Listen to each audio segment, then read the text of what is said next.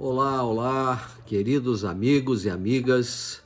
Eu sou o irmão Sérgio Carbone, esta é a Central do Livro de Mórmon e vocês são muito bem-vindos para hoje nós estudarmos nossa penúltima designação do nosso estudo do livro de Isaías. E vamos aprender bastante, como sempre tem acontecido. Então sejam bem-vindos e desfrutem de mais um tempo precioso aqui hoje conosco. Hoje nós vamos estudar os capítulos 61, 62 e 63 do livro de Isaías. O capítulo 61, ele é um capítulo que enumera as bênçãos para aqueles que recebem a Cristo. Ele trará boas novas, proporcionará cura para os quebrantados de coração, e também liberdade para aqueles que estão presos ao pecado e consolo para aqueles que lamentam a dor da morte e do pecado. Receberemos apoio temporal e o sacerdócio. As bênçãos que recebermos serão tão evidentes que o mundo inteiro as reconhecerá. O Senhor cuidará de nós e nos ligará a Ele, como um marido amoroso faz com a sua noiva. Nós vamos entrar diretamente aqui no texto e eu gostaria de iniciar a leitura. O versículo 1 desse capítulo 61 diz o seguinte: O Espírito do Senhor Deus está sobre mim, porque o Senhor me ungiu para pregar boas novas aos mansos, enviou-me a restaurar os contritos de coração, a apregoar liberdade aos cativos e a abertura de prisão aos presos. Certa ocasião, o Salvador Jesus Cristo entrou numa sinagoga, ele estava entre os seus compatriotas, né? A gente vai encontrar isso lá no capítulo 4 de Lucas, dos versículos 16 até o 21. E ali naquele momento, o Salvador então lê essa passagem de escritura que está aqui no capítulo 61, versículo 1. Quando ele termina de ler aquela escritura, essa escritura, o versículo 1, ele diz que naquele momento, naquele dia, aquela escritura cumpriu-se aos ouvidos deles, né? E eu fiquei imaginando o que passou na cabeça deles. Muitos, obviamente, consideraram aquilo uma blasfêmia, porque embora respeitassem o Salvador, muitos deles ali, mas muitos não acreditaram absolutamente e acharam que ele estivesse falando uma blasfêmia. Mas a razão é muito simples, né? Eles sempre esperaram por um Messias, por um Consolador que viesse com uma espada na mão e viesse destruindo os inimigos da nação judaica.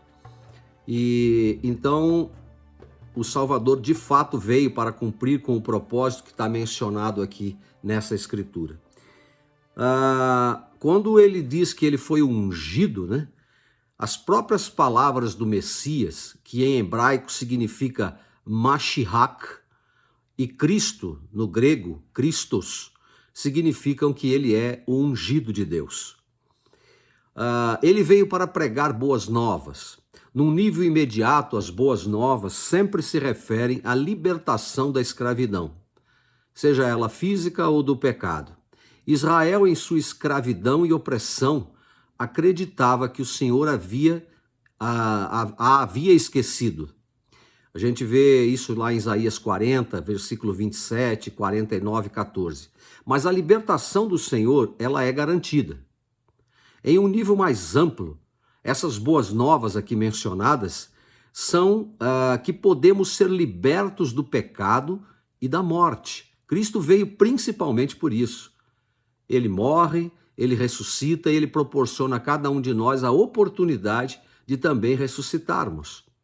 Mas mais importante do que tudo isso, de sermos libertos das cadeias ou correntes do pecado, através do seu grande sacrifício expiatório e também do nosso arrependimento.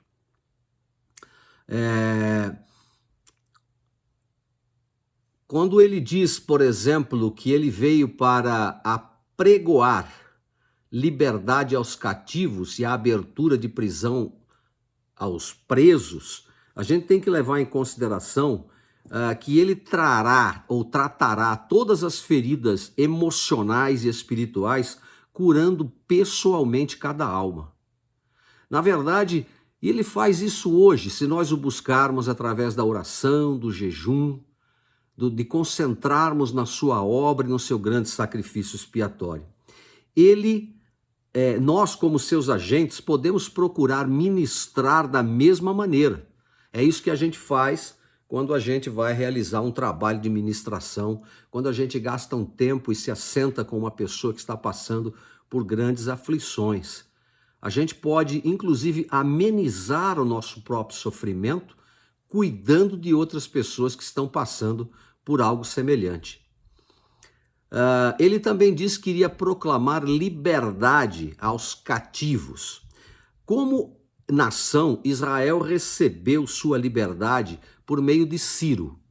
Ciro liberta os israelitas e permite que eles voltem para Israel, para Jerusalém, para que eles pudessem ali reconstruir a cidade e o templo. Lá em 45:13 de Isaías, a gente encontra isso. Proclamar liberdade é também uma expressão do Antigo Testamento, que se refere à prática de libertar os escravos no ano do jubileu de Israel. Lá em Levíticos 25:10, vocês vão encontrar uma referência, recomendo que a estudem, e também Jeremias 34, de 8 e 9. Em antecipação à missão de Cristo, que liberta todos os que estão em cativeiro, pecar, essa frase provavelmente também se aplica à liberdade que Cristo concede aos que estão na prisão espiritual. Quando a gente estuda o Novo Testamento, lá em 1 Pedro, capítulo 3, 18 e 19, e também Doutrina e Convênios 128 e 22, a gente vai aprender que Cristo foi e pregou aos espíritos em prisão. E ao pregar aos espíritos em prisão, ele lhes proporciona a oportunidade de ser libertos, e eles têm o privilégio de receber todas as bênçãos proporcionadas pelo Evangelho. A seção 138 de Doutrina e Convênios também nos ensina que Cristo não foi em pessoa pregar o Evangelho aos iníquos, ele foi aos justos, mas aos iníquos ele não foi. Aos iníquos ele enviou as hostes do sacerdócio para que eles pudessem ir lá e pregar o Evangelho e assim abrir as portas das prisões espirituais e libertar aqueles que estavam cativos, ensinando-lhes o Evangelho de Jesus Cristo. O versículo 2, a apregoar o ano aceitável do Senhor e o dia de vingança do nosso Deus, a consolar todos os tristes. No 3, a ordenar aos tristes de Sião que se lhes dê grinalda por cinza, óleo de alegria por tristeza, veste de louvor por espírito angustiado, para aqueles que se chamem carvalhos de justiça, plantados pelo Senhor, para que ele seja glorificado. Esse ano aceitável do Senhor, na nova versão internacional da Bíblia, ela diz o seguinte: o ano da graça do Senhor, ou dia de vingança do nosso Deus. Este dia é, sem dúvida nenhuma, a segunda vinda de Cristo, quando ele limpará a terra e intervirá por seu povo contra seus inimigos. A gente vê isso no capítulo 34, no capítulo 49 e também no 63. Essa purificação se aplica ao próprio Israel, a seus inimigos e a todos os que estão presos espiritualmente.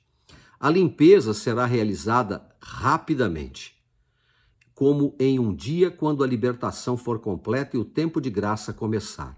O ano aceitável do Senhor enfatiza de forma muito sutil a sua missão de graça salvadora.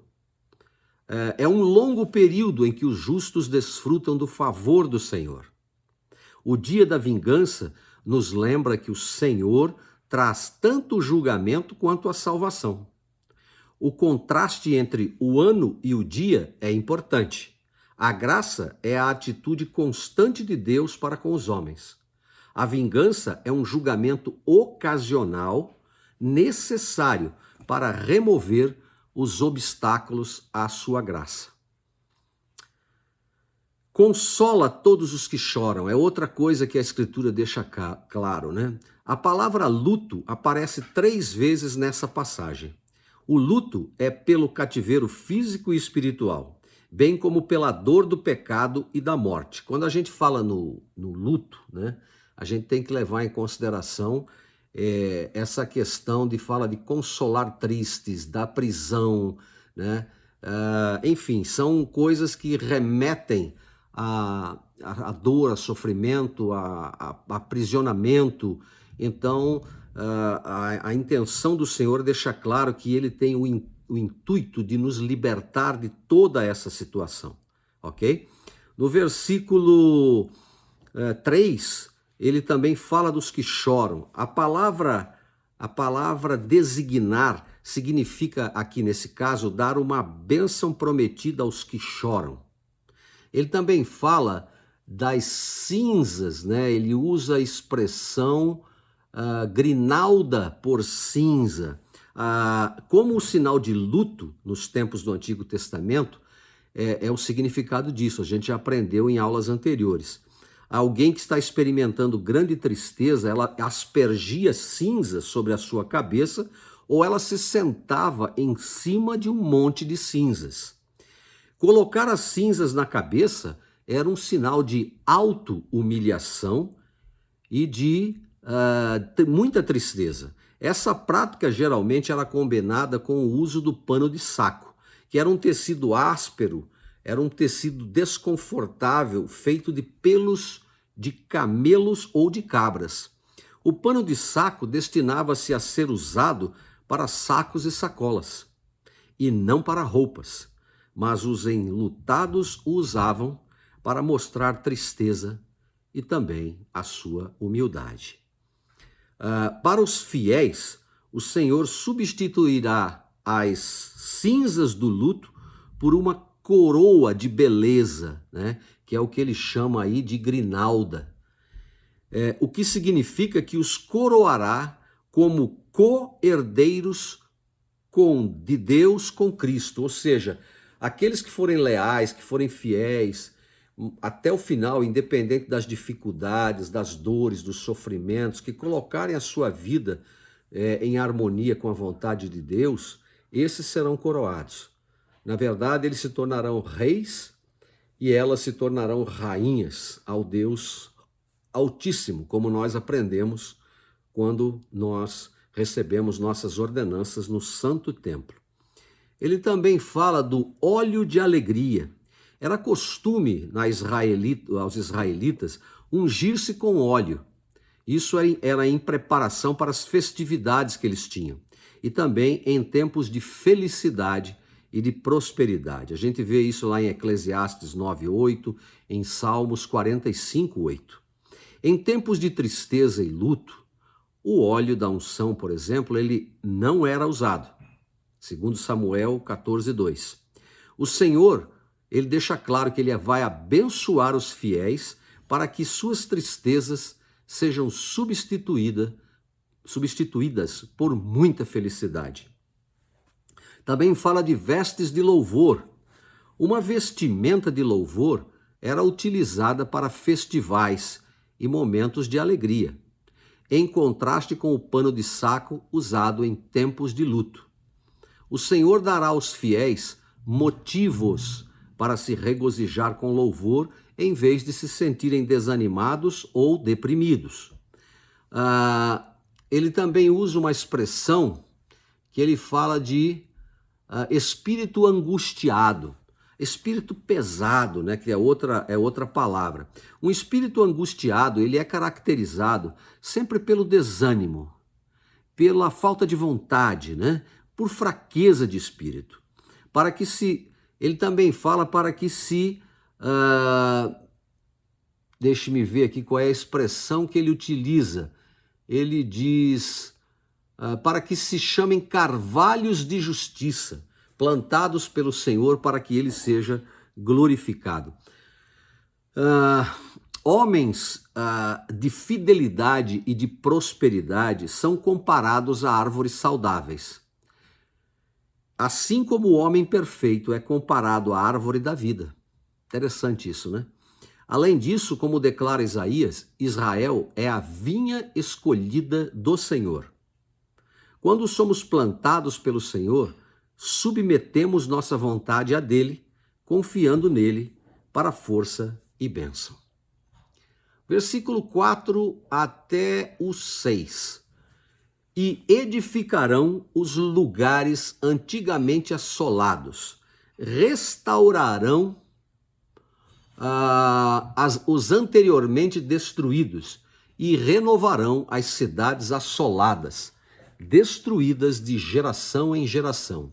E haverá estrangeiros, e apacentarão os vossos rebanhos, e estranhos serão os vossos lavradores e os vossos vinheiros. Porém, vós sereis chamados sacerdotes do Senhor, e vos chamarão ministros de nosso Deus. Comereis as riquezas das nações, e na sua glória vos gloriareis. Então, esses versículos 4 a 6, ele trata de vários temas que são interessantes. Por exemplo, versículo 4, ele fala que eles vão construir ou edificar lugares outrora assolados. Por muitas gerações, a terra e as cidades da Palestina foram devastadas. Nós vimos, inclusive, isso já no nosso estudo de Isaías. Nos últimos dias, Israel será abençoado para consertar, restaurar e também habitar a terra. Reconstruir as antigas ruínas também pode simbolizar a cura do Salvador de velhas feridas causadas pelo pecado e pela tristeza. Então a gente vê aí uma dupla aplicação desse texto, que nós acabamos de ver. No versículo 5, quando ele fala sobre estrangeiros que haverá nessa ocasião, ou filhos de estrangeiro, estrangeiros também é uma metáfora para os gentios. Sempre que a gente vê isso no Velho Testamento, a gente pode associar a palavra gentios, que eram aquelas nações que não pertenciam a Israel. Aqueles que anteriormente eram seus opressores, até mesmo os reis, agora serão servos e ajudarão Israel, serão ajudantes de Israel. Essa metáfora também pode ter uma aplicação espiritual. Os gentios convertidos nessa ocasião podem ajudar a alimentar os rebanhos que são membros da igreja. Então eles vão entrar e fazer parte desse grupo monstruoso que acontecerá nessa época, pelo tamanho, pela magnitude, e ajudarão a alimentar espiritualmente o rebanho de Israel. No versículo 6, quando ele menciona sacerdotes do Senhor, ministros de nosso Deus, essa frase profética indica que na restauração o sacerdócio será dado a muitos e não apenas aos levitas. Com o sacerdócio, o povo do Senhor ministrará as ordenanças do evangelho ao mundo, que obviamente incluem o templo. Como o Senhor prometeu em Êxodo: se diligentemente ouvirdes a minha voz e guardardes o meu convênio, sereis para mim um reino de sacerdotes e uma nação santa. Está lá em Êxodo 19, 5 a 6. Também fala que comeremos as riquezas das nações, se referindo aos gentios. E em glória vos gloriareis, Os sacerdotes do antigo Israel, eles recebiam ofertas do povo em nome do Senhor. Da mesma forma, a Sião dos últimos dias receberá tributo, glória, riqueza para Deus que virá das outras nações. No versículo 7 agora e o 8. Em lugar de vergonha tereis o dobro, e da afronta exultarão sobre sua parte, pelo que na sua terra possuirão o dobro e terão perpétua alegria. 8. Porque eu, o Senhor, amo o juízo, odeio a rapina no holocausto, e farei que a sua obra seja em verdade, e farei um convênio eterno com eles. No 9, e sua semente será conhecida entre as nações, e os seus descendentes no meio dos povos. Todos quantos os virem, os conhecerão, que são a semente bendita do Senhor. Então, esse versículo 7, ele menciona uma questão que fala que no lugar da vergonha, o povo de Israel teria ou receberia o dobro. O que isso significa?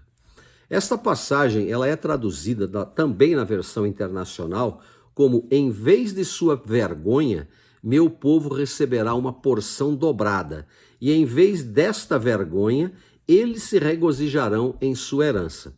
Por gerações, nós vemos que o povo de Deus tinha sido envergonhado pela escravidão, pelo pecado, por conquistadores estrangeiros. Mas nos últimos dias, o povo de Deus não apenas terá suas bênçãos perdidas restauradas, mas suas bênçãos serão dobradas. Na antiga lei judaica, a porção dobrada era atribuída ao primogênito, indicando assim que o Israel restaurado está em uma posição favorecida. Nós sabemos que quando as heranças eram distribuídas pelos grandes patriarcas, pelos pais, eles davam lá uma herança aos seus filhos. A gente vê isso quando Jacó faz com seus filhos, né? A gente percebe que o primogênito, aquele que era considerado o primogênito, o primeiro filho da família, ele recebia uma porção dobrada de terra, né? Ele tinha uma herança mais, vamos dizer assim, mais elástica, né? Maior, e isso era uma coisa natural. Israel é considerado o primogênito do Senhor, e por essa razão, em decorrência de tudo que ela sofreu ao longo dos anos, ela agora seria recompensada nos últimos dias, recebendo uma porção de bênçãos dobradas. Em termos mais amplos, nós aprendemos que os leais e fiéis receberão tudo o que o Pai tem. Eles serão herdeiros de Deus e co-herdeiros com Cristo. Então isso é uma promessa linda, maravilhosa, que faz com que a gente possa considerar o nosso estado probatório, que é essa existência terrena que nós estamos vivendo, como um momento de nos prepararmos para aquilo que está por vir. Então, que nós possamos considerar isso com bastante seriedade, tá bom? O versículo número 7, ele enfatiza também essa questão. No versículo 8, ele diz que o Senhor ama o juízo, né? Outras traduções dizem que o Senhor odeia o roubo e a iniquidade, ou roubo e injustiça, sem referência a ofertas, né? Ele está se referindo às ofertas aqui dos sacrifícios. Mas a tradução aqui é um lembrete da mordaz frase de Malaquias: roubará o homem a Deus? Nos dízimos e nas ofertas. Ele responde que sim, né? É possível roubar a Deus nos dízimos e nas ofertas. Está lá em Malaquias 3, no capítulo 8. Certamente Deus ficaria descontente se oferecêssemos o que ganhamos com o roubo. Então tudo aquilo que vem de um dinheiro desonesto, ilícito, nós não utilizamos para pagar o dízimo, porque Deus não se satisfaria com isso. Mas dar ao Senhor apenas parte também daquilo que lhe é devido é também inaceitável, né? É uma forma de roubo. Com holocaustos nos tempos antigos, o sacrifício era total, sem nada reter. O Senhor exige total obediência às suas leis. Somente o compromisso completo merece todas as bênçãos desejadas. No versículo 9, 10 e 11. E sua semente será conhecida entre as nações, e os seus descendentes no meio dos povos. Todos quantos os virem os conhecerão, que são a semente bendita do Senhor. Regozijo-me muito no Senhor. A minha alma se alegra no meu Deus, porque me vestiu de vestes de salvação. Me cobriu com o manto da justiça, como quando o noivo se adorna com barrete sacerdotal, e como a noiva se enfeita com suas joias. E finalmente, porque como a terra produz os seus renovos e como o horto faz brotar o que nele se semeia, assim o Senhor Deus fará brotar a justiça e o louvor para todas as nações. A passagem mencionada no capítulo 9, quando fala da semente, né? Essa passagem é uma renovação de uma promessa feita a Abraão, de que todas as nações da terra seriam abençoadas por intermédio dos seus descendentes. Além disso, no futuro, todo mundo reconhecerá a mão do Senhor na prosperidade espiritual e temporal de seu povo do convênio. Irmãos, a essência do convênio abraâmico é que o povo de Deus abençoaria todas as nações da terra. Os descendentes de Abraão abençoariam todas as nações da terra, levando-lhes o evangelho e o sacerdócio. Essas bênçãos, em termos práticos, ou essas responsabilidades, como eu gosto de chamar também, elas significam que eu e você, que somos da casa de Israel, recebemos o batismo, recebemos o sacerdócio, hoje somos casados, temos filhos, netos, bisnetos, nossa responsabilidade é fazer com que essa nossa geração e os nossos descendentes possam, de fato, ser missionários para o mundo, possam pregar o evangelho a todas as nações e deixá-los serem também beneficiários de todas as bênçãos que o evangelho oferece. Entre elas, a ordenança do batismo, entre elas, as bênçãos do sacerdócio e do templo. Que nós possamos considerar isso como uma responsabilidade muito séria. Ok. Lá no versículo 10, ele fala que ele vai se regozijar muito, tá certo? Se alegrar muito por causa das vestes que lhe serão dadas, né? Ou com as quais será vestida, que ele chama de vestes de salvação. E, na verdade, isto é um salmo que é cantado pelos santos de Sião. Também pode ser uma canção de Israel, como ela foi salva, purificada e preparada para o cumprimento do seu convênio. Vestes de salvação ou manto de justiça, também aqui utilizados, significam que essas vestimentas elas eram utilizadas na celebração, nas celebrações que eram feitas, mas sugerem essas vestimentas e mantos do sacerdócio conforme encontrado nos templos hoje. Isso é uma alusão, é uma menção às vestes que utilizamos no templo, tão cheias de simbolismo, tão cheias de um cunho sagrado que nós precisamos considerar. Elas também, essas vestimentas e vestes terrenas, quando alguém é purificado, serão trocadas por vestes eternas de glória. Ou seja, quando o indivíduo alcança a sua exaltação. Jacó comparou o manto da retidão a vestir-se de pureza. Quando você é reto, você veste-se de pureza. Então eu vou só mencionar as escrituras. 2 Nef 9,14, Salmos 132, 16 e Isaías 22, 21 fazem alusão também a esse tema, ok? Fala do noivo, fala dos enfeites, fala da noiva. Seremos adornados com as bênçãos do Senhor, como o noivo e a noiva são adornados com os ornamentos do dia do casamento. Versículo 11, ele fala do renovo, ele fala do jardim. Esta imagem é o motivo da alegria de Sião, como a promessa de um broto, de um botão em um jardim. As profecias sobre a libertação e glória de Israel serão cumpridas. Sua justiça e favor diante do Senhor florescerão e se tornarão como um jardim cheio de plantas e de flores agradáveis. Então é uma promessa lindíssima, ok? E todas as nações verão as maravilhas que o Senhor fará no seu povo. Às vezes a gente tem a impressão que o Senhor está silencioso e ausente, mas na verdade ele está muito atento. Ele observa cada um de nós.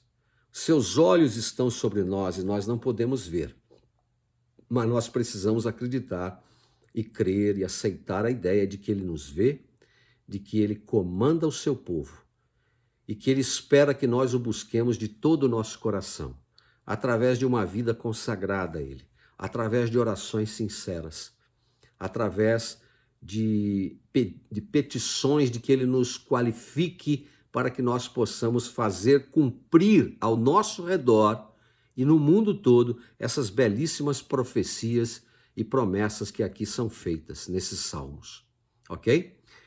Esse capítulo 62, ele fala também de um momento de esperança para nós nos últimos dias. Quando verdadeiramente nós nos achegamos a Cristo, unindo-nos uns aos outros com um só coração e uma só mente, ajudamos a estabelecer Sião. Muitos no mundo verão e conhecerão a retidão do povo de Sião, que será conhecido como um povo santo. Sentiremos o amor e a aprovação de Deus por nós. Podemos ajudar a trazer esse dia invocando o Senhor continuamente e procurando fazer a nossa parte por meio da obediência e do sacrifício, aproximando-nos do Senhor como uma noiva se aproxima do seu marido. Então, no versículo 1 do capítulo 62, ele diz o seguinte: por causa de Sião não me calarei, e por causa de Jerusalém não me aquietarei, até que saia a sua justiça como um resplendor, e a sua salvação como uma tocha acesa. E as nações verão a tua justiça, e todos os reis a tua glória, e chamar-te-ão por um nome novo, que a boca do Senhor nomeará. E serás uma coroa de glória na mão do Senhor, e um diadema na mão do teu Deus. Então,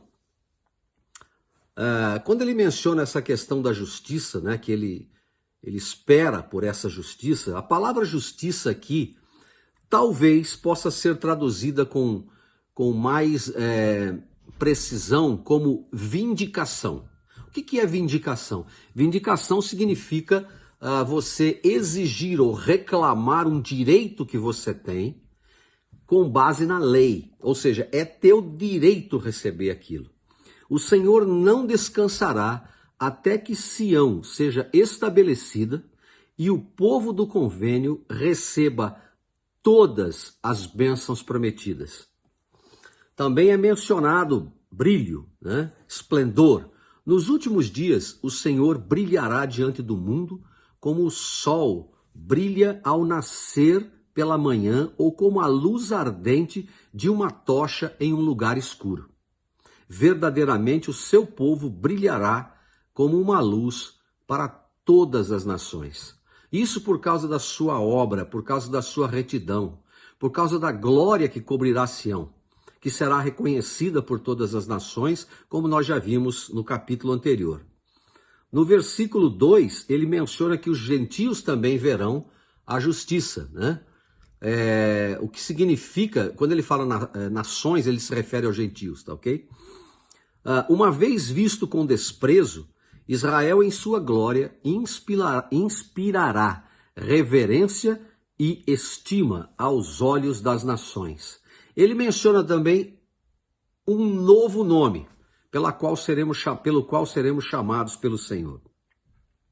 O nome de Abrão foi mudado para Abraão, o de Jacó para Israel, o de Saulo para Paulo, tudo para significar um novo caráter, uma nova devoção, uma nova condição, uma nova vida e, por que não dizer, uma nova missão. Assim será com Israel. O nome dado a Israel pode ser a Igreja de Jesus Cristo dos Santos dos Últimos Dias. O nome também, como dado nesta passagem, ele é tanto deleitoso quanto significa uma união, uma unidade. Ambos os nomes de Sião. Esses nomes contrastam com os nomes antigos, de abandonados ou desolados, como muitas vezes foi estabelecido a condição do povo ou da terra de Israel. Além disso, aqueles que vierem a Sião também receberão outros nomes. Apocalipse, por exemplo, 3:12, fala do novo nome, né? Ele diz: escreverei sobre ele o nome do meu Deus e o nome da cidade do meu Deus, que é a Nova Jerusalém. E escreverei sobre ele o meu nome, ou o meu novo nome. Versículo 3 fala da coroa de glória. Sião e seu povo, como herdeiros de Deus, acrescentarão à glória de Deus por sua grande justiça. Uma profecia semelhante é encontrada nas escrituras modernas. A respeito das tribos perdidas de Israel, por exemplo, o Senhor disse: eles cairão e serão coroados de glória, sim, em Sião, pelas mãos dos servos do Senhor. Doutrina e Convênios 133, 32, Doutrina e Convênios 60, também no versículo 4. Versículo 4 agora. Nunca mais te chamarão desamparada, nem a tua terra nunca mais nomearão. Assolada, mas chamar-te-ão, o meu prazer está nela, e a tua terra, acasada, porque o Senhor se agrada de ti, e a tua terra se casará. Então, mais uma vez, ele define a condição de Sião nos últimos dias, mostrando que, ao invés dela receber acusações de toda sorte, ela vai receber louvor, ela vai receber reconhecimento e será percebida pelo seu grande destaque nos últimos dias. Versículo 5, porque como o jovem se casa com a virgem, assim teus filhos se casarão contigo. E como o noivo se alegra da noiva, assim se alegrará de ti o teu Deus. Então esse versículo 5, como os continentes uma vez foram separados, eles serão reunidos. Assim o povo de Deus será unido ao seu Deus. Essa analogia é interessante. As Escrituras deixam claro que Cristo é o noivo e a igreja é a noiva. Versículo 6 agora. Ó Jerusalém, sobre os teus muros pus guardas, que todo dia e toda noite, de contínuo não se calarão. Ó vós, os que fazeis menção do Senhor, não haja silêncio entre vós. Nem deis a ele descanso, até que estabeleça e até que ponha Jerusalém por louvor na terra. Então esses vigias que são colocados aí, esses atalaias que são mencionados, né, são aqueles que vigiam e oram pelo cumprimento das promessas do Senhor. Eles devem continuar dia e noite, assim como a viúva importuna, cansar o Senhor, que é o justo juiz, não é verdade? Com seus apelos para o estabelecimento de Sião nos últimos dias. Eu tenho visto, e você provavelmente também, nos últimos tempos, muitos líderes da igreja, inclusive entre os profetas, videntes e reveladores, pedindo que o Senhor volte logo, que o Senhor retorne. Eu fico imaginando, irmãos, que o dia do Senhor está próximo. E por que não orar por esse dia? Por que não orar para que nós estejamos prontos e preparados quando esse dia chegar? Para que o Senhor nos ajude a sobrepujar os eventuais problemas e dificuldades que nós teremos pela frente. Estamos vivendo momentos muito difíceis. O reino do mal não está satisfeito com as coisas que estão acontecendo. Eles querem destruir nossa liberdade de escolha. Eles querem destruir a família que foi estabelecida por Deus. Eles querem destruir a pureza das nossas crianças. Eles querem destruir a nossa capacidade de ir e vir. Eles querem uma vida fácil, onde eles se apropriam daquilo que não lhes pertence sem que façam qualquer esforço de sua parte para obter as coisas pela honestidade, pelo trabalho honesto, pelo trabalho duro. Então nós estamos vivendo momentos muito complicados no mundo. Os tentáculos do comunismo têm tomado conta do mundo em vários lugares. Que nós possamos ser capazes de continuar a orar a Deus dia e noite, para que venha o seu reino. para que se estabeleça na terra a sua justiça. Esse deve ser o nosso caminho. Versículo número 8, ele diz assim: jurou o Senhor pela sua mão direita e pelo braço da sua força: nunca mais darei o teu trigo por comida aos teus inimigos, nem os estranhos beberão o teu mosto em que trabalhaste. Porém, os que o juntarem o comerão e louvarão ao Senhor, e os que colherem beberão nos átrios do meu santuário. Então, o Senhor usa a sua maior força e poder, que é o seu braço direito, para realizar os seus propósitos. Jurar pela mão direita é fazer um convênio, uma aliança inequívoca para cumprir as promessas de alguém. No versículo 9, ele diz que não daria mais o trigo aos inimigos, não daria mais o mosto também aos inimigos. Esta declaração é uma reversão da maldição com a qual Israel foi amaldiçoado lá em Deuteronômio. Desposarás uma mulher, diz, e outro homem se deitará com ela. Edificarás uma casa, mas não habitarás nela. Plantarás uma vinha e não colherás suas uvas. O fruto da tua terra e todo o teu trabalho comerá uma nação que nunca conheceste. Deuteronômio 28, 30 e 33. Essa maldição foi renovada por profetas posteriores. Amós, por exemplo, no capítulo 5, lá no versículo 11, ou Miqueias, no capítulo 6, versículo 15. Mas o Senhor promete abençoar os justos. No dia de sua salvação, Israel desfrutará dos frutos do seu trabalho. Ninguém mais vai desfrutar daquilo que Israel conquistou, com tanto sacrifício. No versículo 9, também ele fala dos átrios do meu santuário, ou átrios da santidade, né? É muito interessante isso aqui. Esta expressão refere-se ao templo. O povo de Israel havia recebido a ordem de comer as primícias, os primeiros frutos, os frutos melhores do campo, mas não em suas casas, mas no santuário do Senhor, como sinal de ação de graças, regozijo e reconhecimento de suas bênçãos para eles. Deuteronômio 12, 17 a 18, a gente encontra isso. Depois de milênios incapazes de fazê-lo, eles agora desfrutarão desse privilégio plenamente. Os santos dos últimos dias fiéis desfrutam de um banquete de alimento espiritual na casa do Senhor. Vamos ler o versículo 10 e 11 agora.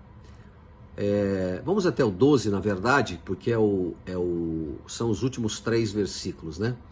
Passai pelas portas, preparai o caminho ao povo, aplainai a estrada, limpai-a das pedras, arvorai a bandeira aos povos. Eis que o Senhor fez ouvir até as extremidades da terra. Dizei à filha de Sião: eis que tua salvação vem, eis que vem com ele o seu galardão e a sua obra diante dele. E chamá-los-ão povo santo, remidos do Senhor, e tu serás chamada buscada, a cidade não desamparada. Versículo 10, quando ele menciona aí que passai pelas portas, né? Ou atravessam os portões, como algumas outras versões dizem.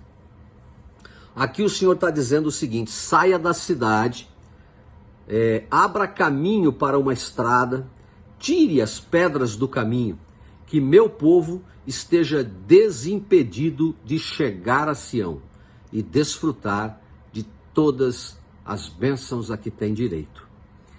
Também menciona sobre o arvorar uma bandeira aos povos, que significa levantar um estandarte aos povos, né? Dê um sinal ao povo, agora é a hora de os exilados voltarem. O estandarte, que é uma bandeira ou um símbolo, né? É dado de várias maneiras nas Escrituras, como, por exemplo, a raiz de Jessé, o livro de Mórmon, a grande Sião dos últimos dias e a Igreja de Jesus Cristo dos Santos dos últimos dias. A restauração do Evangelho com todas as coisas atreladas a esse grandioso evento mencionado em Isaías, por exemplo, no próprio livro de Isaías, lá no capítulo 29, né? Que coisa maravilhosa, a gente pode depois estudar isso novamente. No versículo 11, ele fala que o Senhor proclama a sua salvação, né? Ele diz, eis que tua salvação vem. Então ele está proclamando aí a salvação do povo dele. Ao conquistar os inimigos de Israel, o Senhor, ele proclamou sua liberdade para todo o mundo. Essa liberdade da opressão, bem como da morte e do pecado, é uma forma de salvação. Sua recompensa, o seu trabalho, que também ele menciona aí nesse versículo 11, né? Como a palavra galardão. A recompensa do Senhor e sua obra são o seu povo, sua semente justa, seus descendentes justos, que virá com ele quando ele retornar em glória. O Senhor trará aos fiéis a recompensa que eles merecem. A justiça dos fiéis é obra sua. Então vou repetir. A justiça dos fiéis é obra sua. Versículo 12, ele fala sobre os remidos do Senhor. São aqueles que são santificados, aqueles por quem o Senhor pagou uma dívida de justiça, por causa dos pecados cometidos. Estes também são os seus redimidos. Ele usa a expressão da terra ser procurada, ou ser buscada no versículo 12, né? Sião é habitada por aqueles a quem o Senhor procurou e reuniu para si. E eu queria aqui também deixar claro que ela está reservada para aqueles que a buscaram durante a vida. Eu quero te fazer uma pergunta para você refletir hoje. Qual é a sua busca hoje? O que é que você está buscando na sua vida? Já lhe ocorreu que a qualquer momento você pode deixar essa vida e ir de encontro ao teu Deus? Então, em que você está concentrando teus esforços? Teus talentos, teus recursos? Tem alguma coisa da qual você precisa se arrepender? Então nós vamos obter aquilo que nós buscamos e que pagamos o preço para obter. Que isso seja Sião. Espero que você possa ponderar sobre isso. Nós teremos agora aquele momento nosso de pausa, né? E eu quero convidar você a ouvir a música Calma Minha Alma. Vai ser aí interpretada pela Família Luz. Eu até recomendo que você entre lá, Elton Luz Music, ou Música Elton Luz, e vocês vão encontrar uma família maravilhosa ali que sempre tem algo muito inspirador para compartilhar conosco. Dessa vez, juntamente com a Cassidy Wallstead, eles estão compartilhando essa música Calma Minha Alma. Então eu queria que você ponderasse na letra dessa música e lembrasse que o Salvador, assim como ele vai consolar o seu povo nos últimos dias, ele também vai consolar você hoje, nesse dia que você está ouvindo essa música agora, ok? Então, desfrutem dela.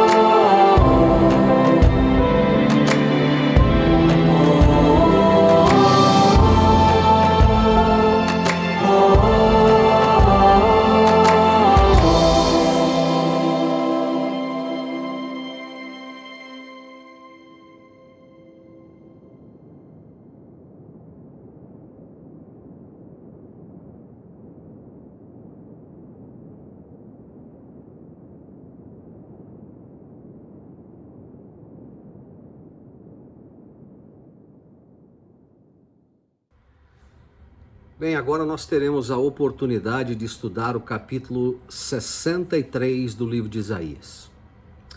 Eu particularmente considero esse capítulo 63 e o capítulo 53 os dois capítulos mais significativos do livro de Isaías, porque eles tratam da vida do Salvador e do seu grande sacrifício expiatório por cada um de nós.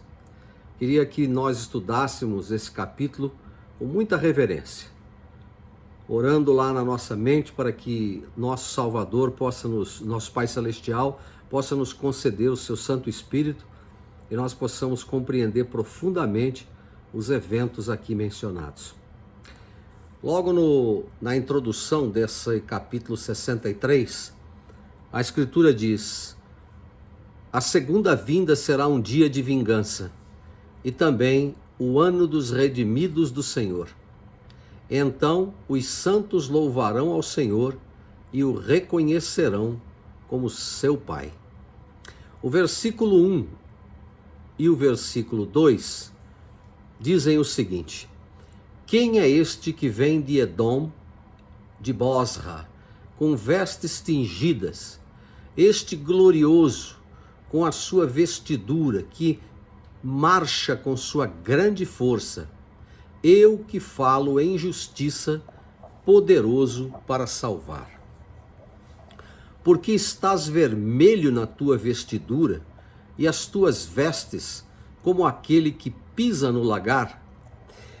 É interessante que nós temos algumas escrituras que tratam exatamente sobre o mesmo tema e que eu gostaria de compartilhar com vocês no intuito de ampliar a nossa compreensão desse capítulo, tá certo? Por exemplo, no livro de Doutrina e Convênios, ele diz o seguinte: Doutrina e Convênios, na seção número 133, aqui no versículo, começando aqui no versículo número 46. Essa escritura vai ampliar a nossa compreensão do que nós temos visto até aqui. Ela diz assim: e dir-se-á, quem é este que vem de Deus no céu com vestes tingidas? Sim, das regiões desconhecidas, vestido com seu traje glorioso, andando na sua grandiosidade de força. E ele dirá: eu sou o que fala com retidão, que tem o poder para salvar. E o Senhor estará vestido de vermelho, e suas vestes serão como a do que pisa no lagar de vinho. Vamos ampliar um pouquinho mais ainda a nossa compreensão. Quando a gente vai lá para o livro de Apocalipse, no livro de Apocalipse, no capítulo 19, João, naquela majestosa, grandiosa visão que ele teve, ele diz o seguinte: e vi o céu aberto, e eis um cavalo branco, e o que estava sentado sobre ele chama-se Fiel e Verdadeiro, e julga e peleja em justiça. E os seus olhos eram como chama de fogo, e sobre a sua cabeça havia muitos diademas, e tinha um nome escrito que ninguém sabia senão ele mesmo. E estava vestido de uma veste salpicada, manchada de sangue, e o seu nome chama-se o Verbo de Deus. E seguiam-no os exércitos no céu em cavalos brancos, e vestidos de linho fino, branco e puro. Esses versículos todos falam da segunda vinda de Cristo, da sua segunda vinda em glória. Ele menciona algumas coisas interessantes. A primeira delas que ele menciona é quando ele fala de Edom e Bosra, tá certo? Esses versículos que mencionam esses nomes, eles têm um significado. Em hebraico, As consoantes da palavra Edom são as mesmas da palavra traduzida como vermelho. As consoantes da palavra Bosra podem ser interpretadas como alguém que toma parte no processamento de uvas em vinho. Esse paralelo entre roupas vermelhas e produção de vinho fica ainda mais claro nesse versículo 2, no qual temos a repetição de vermelho, novamente. Vermelho, né, de vinho.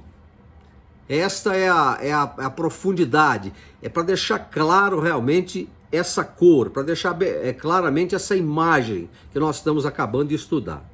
Edom também é chamada de Idumeia, que significa o mundo. Nós já vimos isso, inclusive. Nesse sentido, o Senhor está vindo do mundo, referindo-se talvez à sua expiação, na qual ele tomou sobre si os pecados do mundo, embora ele próprio não tivesse pecado algum. Edom também era uma terra no Antigo Oriente Próximo, da qual Bosra era a capital. Ambos podem simbolizar o mundanismo e os seus pecados. O Senhor, ele desce abaixo de todas as coisas. Doutrina e Convênios 88:6 menciona isso, quando ele então realiza a sua expiação. Podemos dizer que ele foi ao centro e à parte principal da iniquidade do mundo. Tendo feito isso, ele voltará em fúria para punir os impenitentes nos últimos dias, ou seja, aqueles que não se arrependem de seus pecados. Ele menciona também as vestes, né, tingidas de vermelho. Essa expressão de roupas tingidas ou salpicadas, como dizem algumas versões, elas são tingidas de vermelho ou manchadas de carmesim. A Escritura fala que ele na verdade, aqui no versículo 3, ele disse: eu sozinho pisei no lagar, e dos povos ninguém se achava comigo. E os pisei na minha ira, e os atropelei no meu furor. E o seu sangue foi aspergido sobre as minhas vestes, e manchei toda a minha vestidura. Eu quero explicar uma coisa muito importante aqui. O Salvador usa um símbolo nessa parte que trata do seu sofrimento, que na verdade era o que nós chamamos de lagar. O que era o lagar? O lagar nada mais era do que um grande espaço, né? Uma caixa feita geralmente de concreto, onde eles enchiam de uvas vermelhas, cuja intenção era que um grupo de pessoas ali pisasse, e ao pisar e pisar e pisar, aquelas uvas iriam soltar o seu suco. O lagar normalmente tinha na época de Cristo, ele tinha até 3 compartimentos. O primeiro compartimento, eles pisavam a uva. No segundo compartimento, a uva já soltava o seu suco para este segundo compartimento. Vocês devem estar vendo aí nas imagens que estão sendo mostradas, né? E depois dessa segunda etapa, onde o suco vermelho saía da uva, ele ia então já agora para um terceiro compartimento, onde saía um suco ainda mais precioso, um suco ainda mais puro. Como eu falei, eram muitas pessoas que pisavam nesse lagar.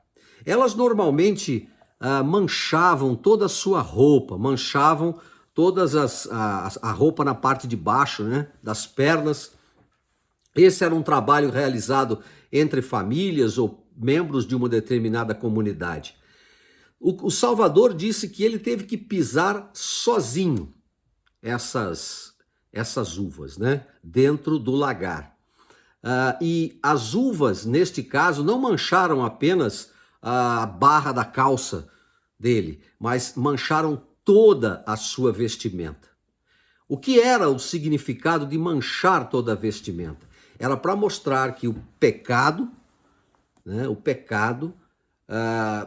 produziu o sangue que saiu do Salvador e que manchava toda a sua vestimenta. Então, nós sabemos que esse fato de prensar a uva fazia com que o sangue saísse, o suco de uva saísse das uvas. O mesmo ocorreu com o Salvador. Ali no Getsemane, cuja palavra significa prensa de azeite, o Salvador foi pressionado, esmagado pelos nossos pecados, o que fez com que ele suasse sangue por cada um dos seus poros. Então essa simbologia de pisar na uva no lagar e de o Salvador suar sangue por cada um dos seus poros é muito profunda. Então é muito interessante isso aqui. Quando Cristo voltar, nós vimos hoje na leitura, as suas vestes serão vermelhas, como João viu, e estava vestido de uma veste tingida de sangue. A roupa vermelha simboliza pelo menos 3 coisas. Primeiro, o sangue que Cristo derramou ao realizar a expiação, o sangue ou pecados dos iníquos que ele tomou sobre si, ou seja, sangue e pecados são igualados, lá em Jacó capítulo 1, versículo 19. Você pode ver também 1 Pedro 3, 18, Alma 33, 22, 3 Nefe 11, 11. E o sangue dos iníquos e impenitentes ele matou em sua ira.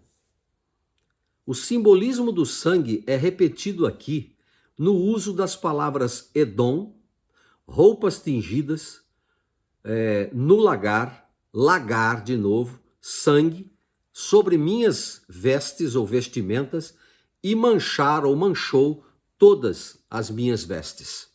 Então, é muito profundo esse significado, tá certo? Quando ele também fala da palavra pisar, eu quero fazer um comentário interessante. Iavé, ou Javé, ou Jeová, é representado como aquele que pisa nas uvas. Suas vestes se mancham então de vermelho.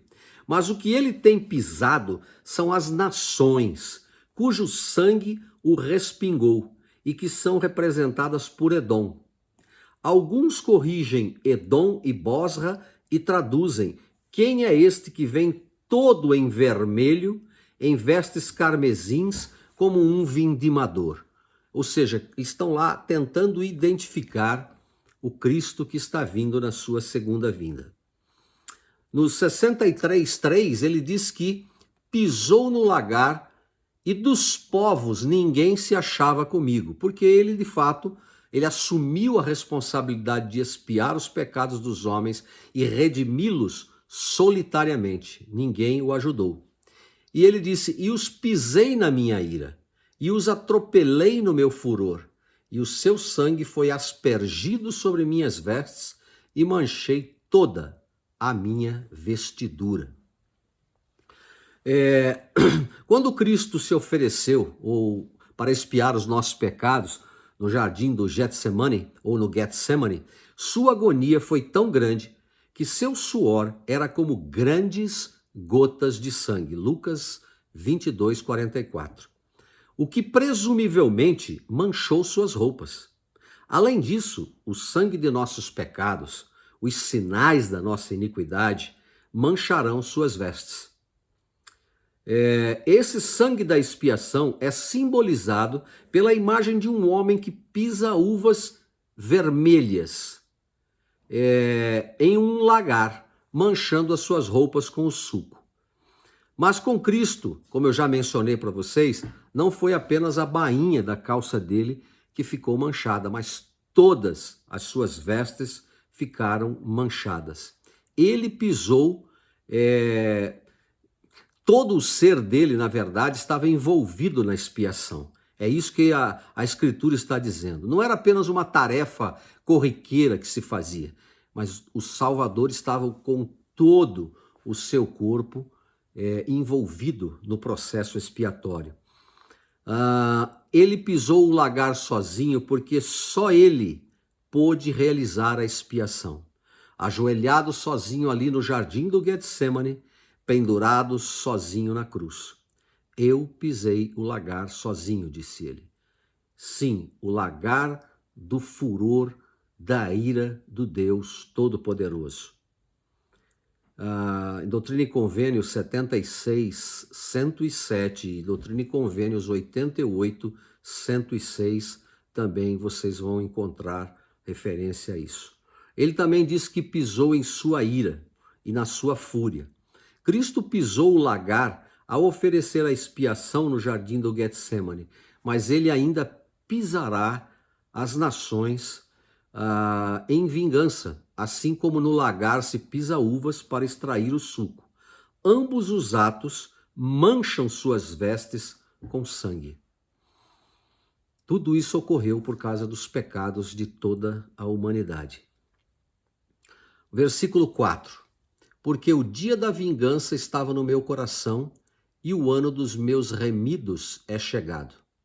E olhei e não havia quem me ajudasse, e espantei-me de que não houvesse quem me sustivesse, pelo que o meu braço me trouxe a salvação e o meu furor me susteve. Então, ele deixa claro aqui que ele realizou o trabalho para que a justiça exercesse o poder, exercesse o seu poder em cima do pecador, que não se arrepende, ou que não se arrependeu. Não houve ninguém de quem ele dependesse para poder realizar a sua obra, ele o fez sozinho. Ele o fez sozinho porque a lei também requeria isso. Isso é muito importante. Não é por acaso que ele disse Lama lama sabachthani, o que significava Deus meu, por que me desamparaste, né? Ele sozinho, de fato, realizou essa obra maravilhosa. E ele proveu a salvação a cada um de nós. O versículo 6, ele diz: E atropelei os povos na minha ira, e os embebedei no meu furor, e a sua força derrubei por terra. Então, Jeová é o único que pode trazer a redenção a Israel, ninguém mais. Seu braço traz vingança para os ímpios, salvação para os justos. Então, esse é um versículo, inclusive, paralelo ali com Isaías 59, 16. Ele fala também que ele embebedou os seus inimigos no seu furor, né? Ele fará com que os seus inimigos bebam o cálice da sua ira. O próprio livro de Isaías, em 51, 17, menciona isso também. Assim como ele mesmo teve que beber o amargo cálice da expiação. Então, o amargo cálice da expiação, ele foi bebido exatamente por causa dos pecados que Cristo tomou sobre si sem nunca tê-los cometido. Então ele paga um preço. As nações ou indivíduos que não se arrependem terão que tomar o mesmo cálice, como Doutrina e Convênios, seção 19, nos ensinam, né? Lá em Doutrina e Convênios 19, 18. É isso que ele está ensinando aqui. O versículo 7 diz assim: Das benignidades do Senhor farei menção, e dos muitos louvores do Senhor, conforme tudo quanto o Senhor nos fez, e de grande bondade para com a casa de Israel, que usou com eles segundo suas misericórdias e segundo a multidão de suas benignidades. Porque dizia: Contudo, meu povo são filhos que não mentirão. Assim ele se fez o seu Salvador. Benignidade mencionada aqui, louvores, misericórdias, etc. Essas palavras referem-se particularmente à bondade e à benignidade de Jeová ao libertar os filhos de Israel da escravidão egípcia. Essa escravidão e essa libertação do Senhor são tipos de nossa escravidão espiritual e nossa libertação por meio da benignidade, bondade e misericórdia do Salvador. O profeta Joseph Smith, certa vez, acrescentou o seu testemunho ao de Isaías, quando ele disse o seguinte: Nosso Pai Celestial é mais liberal em seus pontos de vista e ilimitado em suas misericórdias e bênçãos do que estamos prontos para acreditar ou receber. Então, às vezes, nós estabelecemos limite para a bondade e a misericórdia de Deus. Nós não podemos fazer isso, nós não conseguimos entender como o Salvador ama, como ele perdoa, como ele é capaz de exercer a bondade sobre nós. Ele não é um pai fracassado, nunca se esqueçam disso. Nós não entendemos muito bem certas coisas, mas de uma coisa eu sei, ele é muito mais misericordioso e bondoso do que nós podemos imaginar. Aqui no versículo número 8, né, quando ele diz que nós somos o povo dele, o povo do Senhor não são simplesmente os descendentes de Abraão, tá certo? Mas os que têm o coração quebrantado e o espírito contrito, os que são humildes, os que se arrependem, os que o buscam frequentemente de todo o seu coração. Eles também são crianças ou filhos que não mentirão. O Senhor testifica que seus verdadeiros filhos não o tratarão falsamente. Em outras palavras, eles cumprirão os seus convênios. No versículo 9, em toda a angústia deles, ele foi angustiado, e o anjo da sua face o salvou. E pelo seu amor e pela sua compaixão, ele os redimiu e os tomou e os levou sobre si todos os dias da antiguidade. O povo do Senhor é um povo que carrega sobre si grandes promessas, e essas promessas não podem ser de forma nenhuma esquecidas. O próprio Senhor é quem salva Israel, quem salva o seu povo. Ele é o anjo de sua presença. Moisés proclamou essa mesma bênção lá em Êxodo 32, de 12 até o 17. E em Doutrina e Convênios 133, 52 e 53, também encontramos essa promessa. Cristo nos redime das exigências da justiça, libertando-nos das amarras do pecado e da morte. Ele é motivado pelo amor do Pai, pelo amor a seu Pai e pelo amor que ele tem a cada um de nós. No versículo 10, ele diz: porém eles foram rebeldes e contristaram o seu Espírito Santo, pelo que se lhes tornou um inimigo, e ele mesmo pelejou contra eles. Apesar do amor e da misericórdia, Israel se rebelou contra o Senhor seu Deus. Hoje, por exemplo, quando as pessoas não têm uma compreensão clara de tudo que o Salvador fez por eles, como o povo de Israel não tinha ou não reconhecia, eles ofendem profundamente o Espírito do Senhor. Isso é algo que não deve acontecer. O povo então se torna inimigo de Deus, assim como todos os homens e mulheres naturais, como diz Mosias, capítulo 3, versículo 19. O povo do Senhor ofendeu e contristou o Espírito por causa de suas iniquidades. Se vocês quiserem entender um pouco mais sobre isso, leiam Efésios 4:30 e Doutrina e Convênios 121:37. Quando fazemos escolhas que nos afastam do Espírito de Deus, esse Espírito deve nos deixar. E ao mesmo tempo, nos afastamos de nosso Pai e de nosso Deus. Versículo 11. Todavia, se lembrou dos dias da antiguidade de Moisés e do seu povo. Porém, onde está agora o que fez subir do mar com os pastores do seu rebanho? Onde está o que punha no meio deles o seu Espírito Santo? Quando ele fala que ele se lembrou dos dias da antiguidade, nós precisamos lembrar o seguinte: de acordo com a nota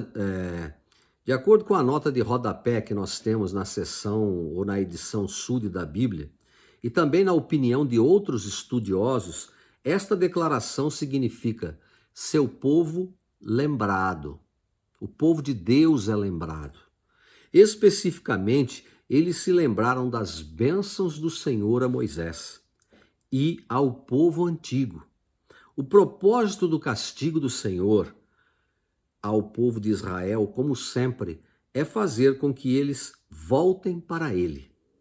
Quando o fazem, ele os abençoa e os livra. Onde ele está? Observe bem. Onde está agora? O que fez subir do mar com os pastores do seu rebanho, aí no versículo 11, depois de lembrar como Jeová salvou o seu povo durante o êxodo do Egito, o povo agora anseia por sua presença salvadora em suas vidas, por sua orientação, por seu amoroso consolo e ternura. O Senhor libertou Israel por meios milagrosos, levando-os através do Mar Vermelho. Ele faz o mesmo conosco, levando-nos com segurança a superar obstáculos aparentemente intransponíveis na nossa vida. Tenho certeza que vocês e eu já vivemos experiências muito difíceis, que nós sozinhos pensamos, eu vou fracassar, eu vou sucumbir. Mas aí nós buscamos ao Senhor de todo o nosso coração e de repente veio o alívio, as coisas não eram tão monstruosas como pareciam, não porque a natureza delas mudou, mas porque nós mudamos, a forma como nós encaramos aquelas coisas em decorrência do consolo do Espírito Santo fez com que mudasse, Então que nós possamos ponderar nesses momentos e sermos muito gratos a Deus por tudo que Ele faz por nós. Versículo 12 e 13 agora. O que fez o braço da sua glória andar à mão direita de Moisés? O que fendeu as águas diante deles para fazer para si um nome eterno? O que os guiou pelos abismos, como o cavalo no deserto, de modo que nunca tropeçaram? Como o animal que desce aos vales, o Espírito do Senhor lhes deu descanso. Assim guiaste o teu povo para te fazeres um nome glorioso. Moisés estendeu a mão dele sobre o mar, e o Senhor fez recuar o mar com um forte vento, um vento que veio do Oriente, toda aquela noite, e fez do mar uma porção seca, e as águas se dividiram. Conforme aprendemos em Êxodo, Moisés usou o sacerdócio para dividir as águas do Mar Vermelho. As águas divididas, não pelo poder de Moisés, mas pelo poder de Deus, estava simbolizado na expressão de seu braço glorioso. O Senhor estabeleceu para sempre a sua reputação como um Deus de poder supremo, quando conduziu os filhos de Israel para fora do Egito. No versículo 13, quando ele fala que o que os guiou pelos abismos como cavalo no deserto, o Senhor conduziu em Israel em segurança pelas águas do Mar Vermelho. Quando as águas se abriram, aparece então ali o abismo por onde o povo de Israel passou, conduzido por Deus. No versículo 14, ele diz, como o animal que desce aos vales, o Espírito do Senhor lhes deu descanso. Assim guiaste o teu povo para te fazeres um nome glorioso. Então está autoexplicativo esse versículo aí, não tem o que falar. No versículo 15, ele diz, atenta desde os céus e olha desde a tua santa e gloriosa habitação. Onde estão o teu zelo e as tuas forças? O ruído das tuas entranhas e das tuas misericórdias detém-se para comigo. Porém, tu és nosso Pai.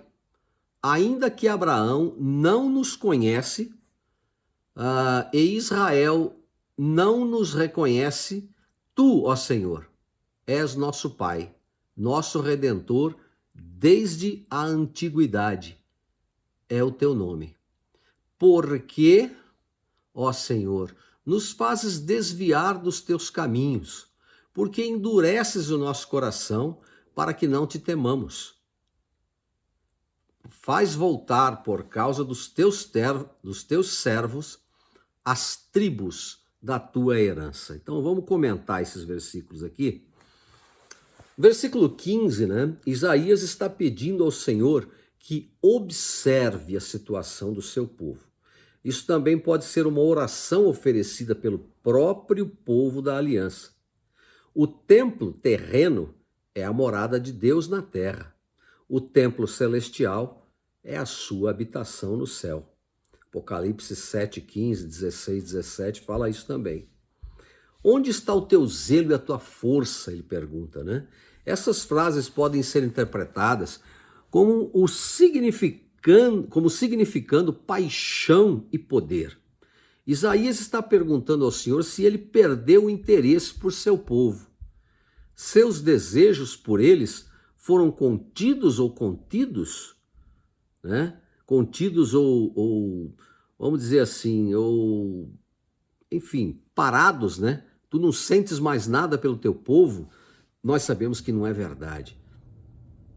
O Senhor às vezes é tardio, por causa da iniquidade, por causa da impiedade, mas ele jamais abandona seu povo.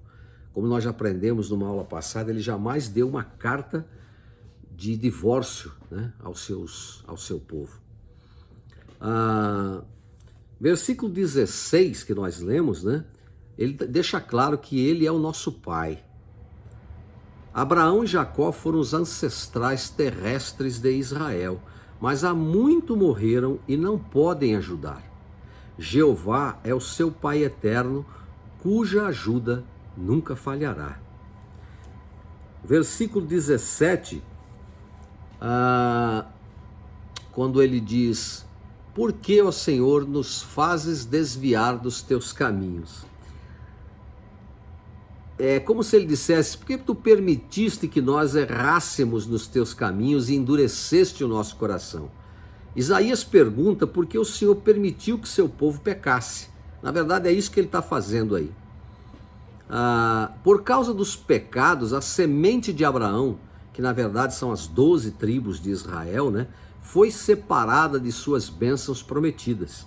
Isaías pede ao Senhor que os ajude a voltar à herança prometida.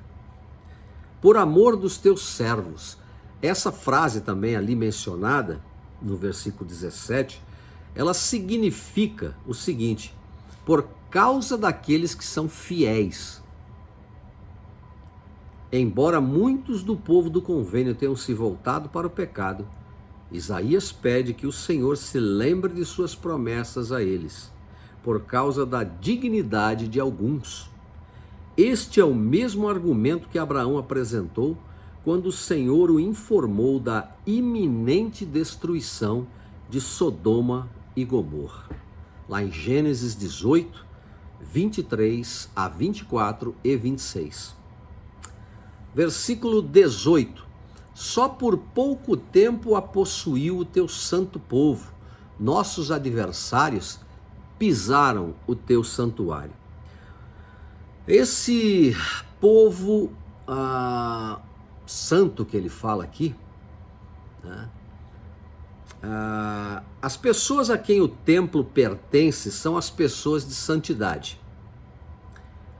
Esta frase refere-se à destruição do templo de Jerusalém em 587 a.C. No versículo 19, somos feitos como aqueles sobre quem tu nunca dominaste, e como os que nunca se chamaram pelo teu santo nome, ou pelo teu nome, né? Israel lembra que Jeová é Deus, seu rei, seu salvador, e ele deseja uma renovação da aliança feita nos tempos anteriores. Está lá em Deuteronômio 7:6. Esta declaração também nos lembra da expressão de Paulo de que pertencemos a Deus, tendo sido comprados por bom preço. 1 Coríntios 6, 19 a 20.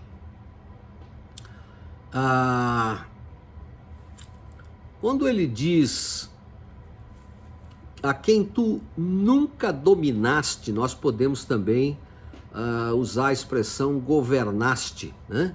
E como os que nunca se chamaram pelo teu nome. Então, Israel lembra que Jeová é seu Deus, seu rei e seu governador, ou seu salvador. E ela deseja uma renovação da aliança feita nos tempos anteriores. Essa declaração aqui mencionada, como nós já vimos, ela nos faz com que a gente se lembre daquela declaração de Paulo, de que nós pertencemos a Cristo. Estou repetindo a frase, tá? E fomos comprados por um bom preço. Isaías então estabelece uma diferença entre os escolhidos, que são o povo da aliança, e seus adversários. O verdadeiro povo de Deus é conhecido por ele por aliança, ou o povo do convênio, ou o povo da aliança. Eles se sujeitaram a ele. Outros se recusaram a se humilhar e receber o Senhor como seu Deus e seu rei. Por meio de convênio e submissão, um povo pode se tornar o povo do Senhor. Nós somos teus. É isso que eles estavam querendo dizer. Senhor, nós te pertencemos. E por sua vez, reivindicamos as nossas bênçãos. É isso que ele está deixando claro aqui para cada um de nós. Então hoje nós vamos terminar por aqui. É muita informação, eu reconheço. Eu acho até que vocês vão ter que estudar essa lição mais de uma vez para poder entender tudo. Mas eu tenho certeza absoluta que ficou claro a grandiosidade do nosso Deus, do nosso Salvador e de tudo o que Ele faz e ainda fará por nós nestes últimos dias. Que o Senhor abençoe vocês. Antes de terminar, eu vou deixar mais um hino para a gente ouvir e que vocês possam refletir um pequeno trecho de um discurso do elder Jeffrey Holland, chamado Não Havia Ninguém com Ele. É um pequeno trecho e eu tenho certeza que ele vai nos inspirar e nos ajudar a refletir sobre esse último capítulo que nós estudamos. Um grande abraço a todos e até a nossa última aula na próxima semana.